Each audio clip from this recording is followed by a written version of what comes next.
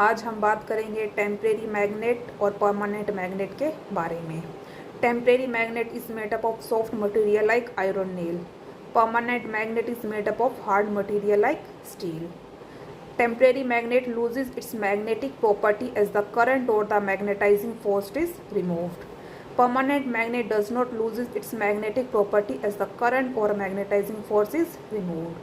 तो अब देखो सेकंड पॉइंट में क्या है।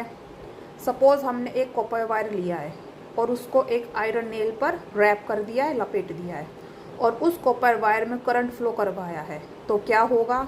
कॉपर वायर एक मैग्नेटिक फील्ड क्रिएट करेगा जिससे जो आयरन नेल है वो एक टेम्परेरी मैग्नेट में कन्वर्ट हो जाएगी। अब जैसे ही करंट का फ्लो होना बंद होगा, मैग्नेटाइजिंग फोर्स ख़त्म हो जाएगा, जिससे जो टेम्परेरी मैग्नेट है वो फिर से एक ऑर्डिनरी आयरन नेल में कन्वर्ट हो जाएगी। जबकि परमानेंट मैग्नेट के केस में ऐसा नहीं होता है।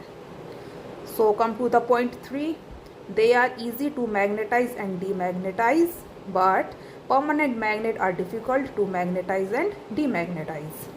Fourth, it cannot convert an ordinary piece of iron into a magnet because of its weak power, whereas permanent magnet can convert an ordinary piece of iron into a temporary magnet.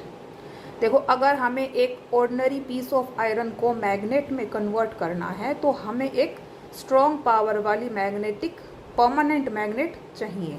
ठीक है, तो come to the point 5th, poles can be reversed when the direction of current is reversed, but in permanent magnet poles are permanent and cannot be reversed. देखो, जैसे कि हम जानते हैं कि टेम्परेरी मैग्नेट करंट के फ्लो से बनती है।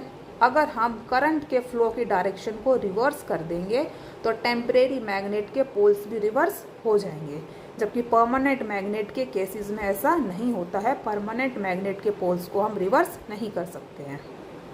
सो the come to the last point, it is used in cranes, doorbells etcetera. It is used in sensors, navigation, compass.